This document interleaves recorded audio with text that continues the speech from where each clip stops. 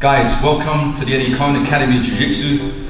Today I'm joined with two of my black belts here at the Academy, James Gregory, head of EKBJJ Essex, and Shuki Locke, one of the other black belts instructors here at the Academy. Today we want to talk about a little gem in Jiu-Jitsu, which is the pressure game. A lot of people talk about this game, the pressure game. It's very hard for people to kind of pass on that information, to actually show people what it actually is. So today, hopefully, we're going to do a good job and show you guys what it is. So let's get into it. Okay, guys, so when we talk about pressure, we're actually talking, there are two types of pressure we can apply. There is physical pressure, physical being, and mental pressure. Two different aspects, but almost the same thing. We'll show you a little bit of the physical pressure. Please lie down a second. People talk about pressure passing and pressure and, pressuring them in the guard and stuff like that.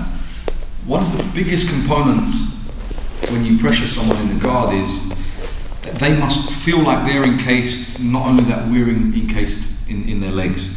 One of the big ones for me is when someone wraps their guard around me, I always ask myself the question, and the question is, am I in the closed guard or are their legs just wrapped around me? And that's a topic for a later discussion when we kind of reach that point. But right now, what we want to talk about is pressuring them in the guard. So the first thing for me is knees nice and close, with the knees kind of pointing inwards. And one of the biggest things here, which worked for me a lot, being a small jiu-jitsu exponent, is this kind of forward with the hips and kind of resting my elbows and arms, making him feel like he's squeezed inside the guard, not that he's doing the squeeze, right? Yeah. It's a big thing, because if my shoulders are forward, my hips go back like a cobra, like this. And this isn't really pressure. This would be the wrong place to apply this kind of pressure. There are places to do that, this isn't one of them. So here's a good example of pressure within the guard. The other thing we can talk about pressure in the guard is the mental aspect of pressure. And we're kind of just going through this to give you guys an understanding that if maybe I wrap his gi and I'm looking for this perfect grip to pass, and it's not going to happen, okay, because he has attributes that he can use against me. So one of the biggest forms of forward pressure and mental pressure is that I activate my toes here, and then what I do is I reach back, keeping everything nice and tight into the legs, right between the legs. And what do you feel you could do there potentially, Shu? Open my legs. Open the legs and jump the triangle, right? So he goes ahead and tries to jump the triangle, but look, the pressure's right here. The pressure and this kind of forward pressure, shoulders back, not forward. If the shoulders are forward, it's the triangle situation here. If my hips and I'm on my toes and I'm kind of forward here, and I start to look up here, everywhere I kind of move, we're feeling this pressure all of the time, including when I arrive in cross body. It's almost the same thing, where if I'm here with my shoulders in that position, like hunched, versus shoulders back, hips forward, that position of pressure. And that's what we're looking for in all positions. It could be even passing the half guard maybe here, and he puts the knee shield. If I start to do this, I can feel there's no pressure. He can feel there's no pressure. But if I start to do this, shoulders back, hips forward, it changes, right? He can feel a lot more of the pressure coming forward rather than pressure going back.